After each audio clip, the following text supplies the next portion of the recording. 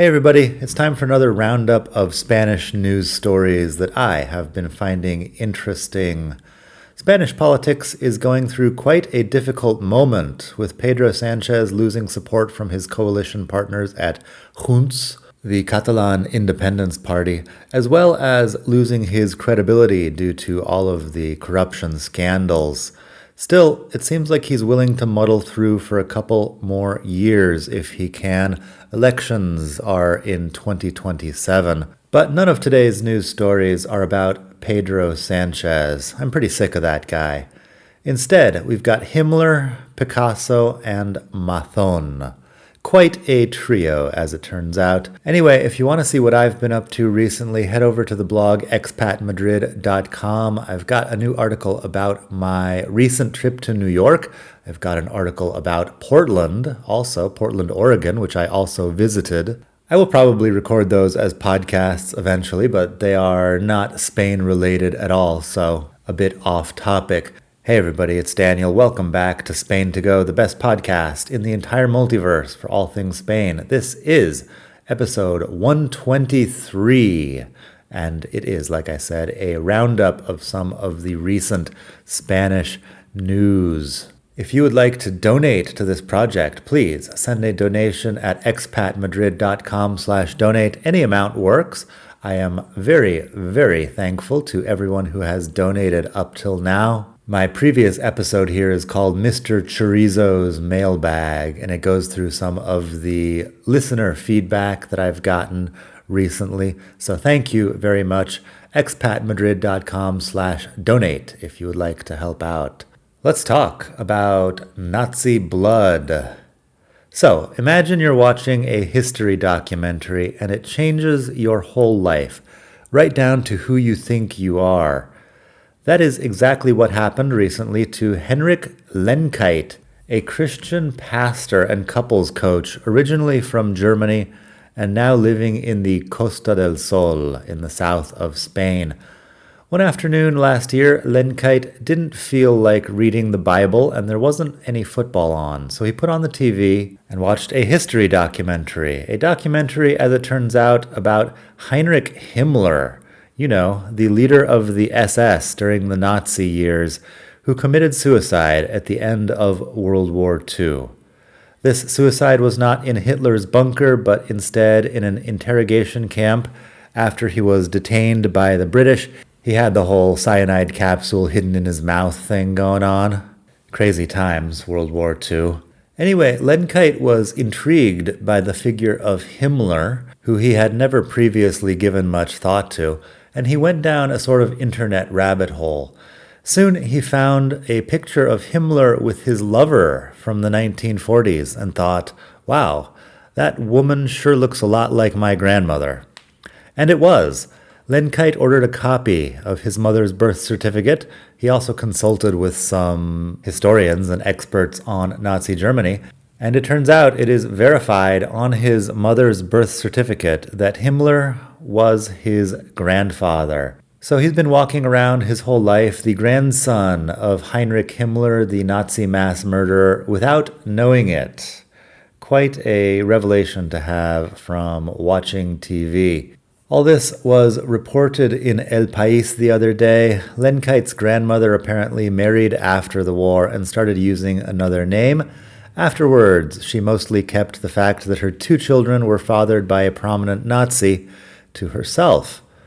Interestingly, none of this was new information for historians, but it was new to Lenkait. So he's been going through quite a crisis of identity, he claims. Of course, there are plenty of people in Germany and elsewhere who have been told dubious family histories designed to cover up their past Nazi ties. And who really looks into their family tree all that deeply? Some people do, but most do not. So, as of now, there's one more German in Spain known to have the blood of a Nazi mass murderer flowing in his veins, and he is not happy about it. Lenkait claims his Christian faith is what kept him on his feet during this last year. He's currently writing a book about the experience. For now, let's move on to the lost and found Picasso. A few weeks ago, around the time that the French crown jewels were stolen from the Louvre. I don't know how to really pronounce this, the museum in Paris, you know what I mean. Anyway, around the time that the crown jewels were stolen, another story appeared here in Spain about a lost Picasso. Apparently, a small painting called Still Life with Guitar had been in transport to an exhibition in Granada, but had been lost or perhaps stolen along the way. The first article I read asked the completely reasonable question of why the two delivery drivers had stopped and spent the night in a town 26 kilometers from Granada. They claimed that they had stayed up in shifts to keep an eye on the van, but when they got to Granada, the painting wasn't there. It all sounded pretty heisty, if you ask me. Well, a few days later, we got an update. The concierge had the painting. Yes, the humble portera, the person who lives downstairs and takes care of the building and, opens the doors for the mailman and stuff. The portera had the painting all along. All this happened in a wealthy neighborhood in Madrid, and the portera basically had just seen a package left behind in the entryway and picked it up. The painting belongs to a private collector and is insured for 600,000 euros, but apparently the delivery drivers had just forgotten to load it into the van with some other paintings they were taking down to Granada. So the portera put it on the table of her flat and waited, figuring someone would come and ask for it sooner or later. A couple of weeks passed before anyone asked around in the building. The portera, a Peruvian named Dolores, who has been working in the building for more than 20 years, along with her husband Armando, produced the package. And soon the police arrived.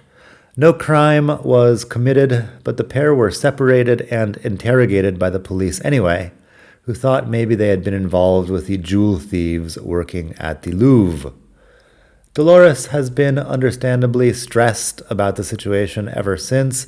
She's worried that people in Peru might see the story and decide she's a thief, but she says that a hug from the king might work to clear her reputation. She's actually quoted in El País as saying she doesn't want any compensation for all of this, but a hug from the king would be nice. So, that is the lost Picasso. Let's move on to Mazón, who has recently resigned over last year's flooding in Valencia. Wrapping up with some political news then, it has been about a year since the Valencia Dana, the winter storm that killed 229 people due to massive flooding in some of the towns outside of Valencia capital. Throughout this year, one of the big questions about that event was why Carlos Mazón, president of the Valencian Generalitat, who was supposed to be in charge of the whole situation, just wasn't around. Apparently, the answer was a 4-hour lunch with a journalist named Maribel Vilaplana. But the story is weirder than that because his people say they were calling him all afternoon during his lunch to tell him something was going on, and he just ignored the gravity of the situation. According to Vilaplana, who recently testified in court about all of this, he received several calls during lunch, but she doesn't know what they were about. He later canceled some more calls without picking them up. After lunch, gentleman that he is, Mazón walked Vilaplana to the parking garage where her car was parked, talking, again according to Vilaplana, about football as he said goodbye.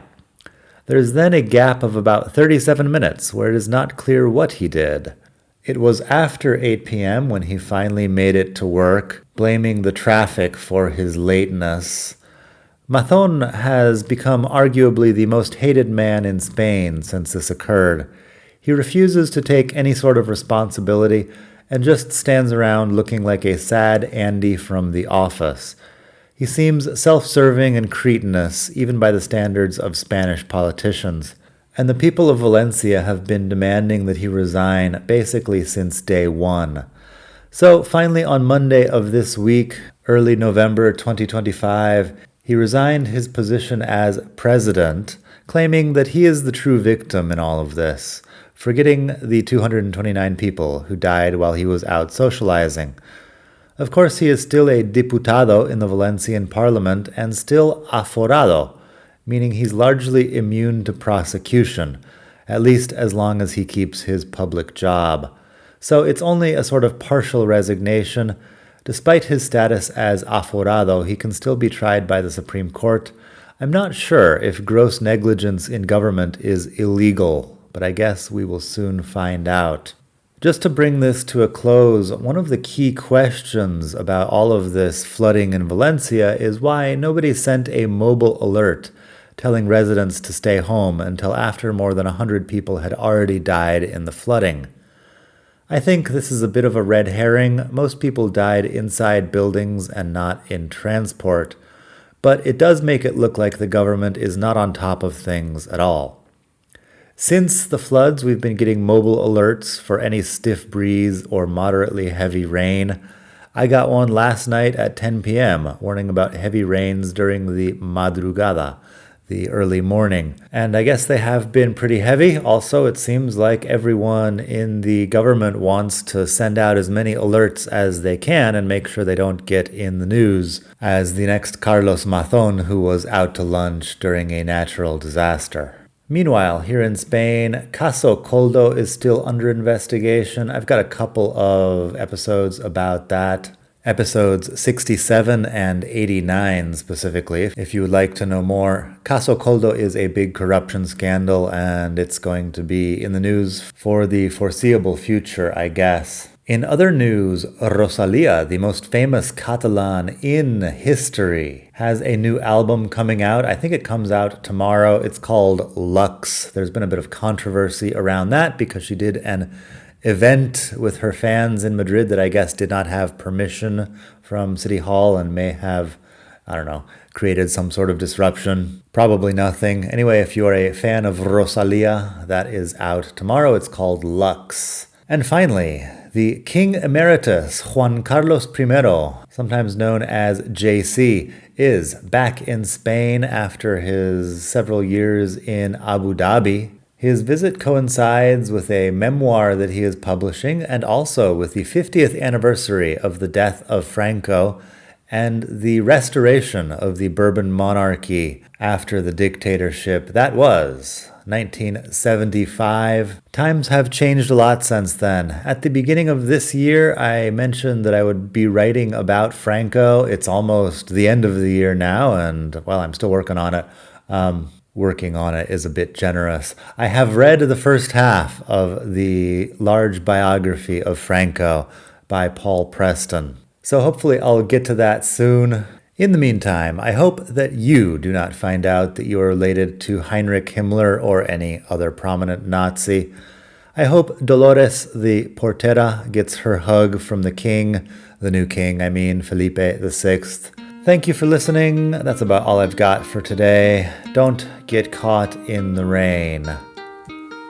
Like I said at the beginning here, if you would like to support this podcast, head over to expatmadrid.com/donate. You can donate anything from €3 up to however much you want over there. I appreciate all of my fantastic donors. Sometimes people even donate several times, so there's nothing stopping you from donating again if you have done so in the past. expatmadrid.com/donate. Other ways that you can support this podcast, you could go over to expatmadrid.com/walks. They have walking tours. These are some friends of mine. They have walking tours of various locations around Europe. I went on the walking tour of the Prado Museum, where they open it up before the museum is officially open, and you get to be basically alone with all of these great paintings. It was an excellent experience. expatmadrid.com/walks. That is an affiliate link, so I get a little kickback if you sign up for something. You could also go to expatmadrid.com/devour. Devour, DEVOUR, synonym of eat, of course. expatmadrid.com/devour. That is my friend Lauren's company. She started a food tours company, 10 or 12 years ago, and they have since expanded to various places in Spain as well as around Europe. So if you're going to be in Spain or Europe in the near future, check that out, expatmadrid.com/devour. Once again, that's an affiliate link. You could go to biketourinspain.com and check out the bike tours that my friend Raul over there is organizing. Biketourinspain.com. I have been on 2 of Raul's bike tours. Very, very positive experience. Extremadura was one of the best experiences I have had in over 20 years in Spain. That is episode 94 if you would like to check that out. I also did the route of Don Quixote down in La Mancha, which is in the south of Spain. That is episode 76. So have a listen over there if you are interested in bike tours. It's a really cool experience because everything is booked for you. You get the bike, Raul will lend you a bike, and all you have to do is show up and pedal. The routes are really beautiful. So that is biketourinspain.com. If you sign up for something there, I don't get a commission from Raul or anything, but he will definitely appreciate it. Just tell him that Daniel from the Spain to Go podcast sent you. He has been supporting the blog and the podcast for a few years now, so I really appreciate that, and I always give him a shout out when I can. biketourinspain.com. If you are interested in learning Spanish, I also have a YouTube channel, Learn Spanish with Daniel. If you just go to youtube.com and put in Learn Spanish with Daniel, you should find me. I most recently made a video about some of the Spanish bureaucracy vocab, like words that you will need if you're going to be dealing with Spanish bureaucracy, especially immigration and like tourist visas or residence permits. So if you are moving to Spain, or if you're considering moving to Spain in the future, that would be a good video to check out. I have a lot more on there too, like basic stuff. I made one recently that I think is pretty popular with the YouTube algorithm. It's about me duele and how to talk about things that hurt. A headache, a backache, a toothache, etc. I've also got a pretty good video about the pronunciation of the double R sound, which is difficult for a lot of people. El perro de San Roque no tiene rabo, etc. And all the episodes of the podcast are up on YouTube as well. Learn Spanish with Daniel. So thank you very much for listening. Please like and subscribe. Leave me a review if it is possible, wherever you are listening. My reviews on Spotify would definitely help. Also Apple Podcasts. I appreciate it. Thank you once again, and hasta la próxima. Bye.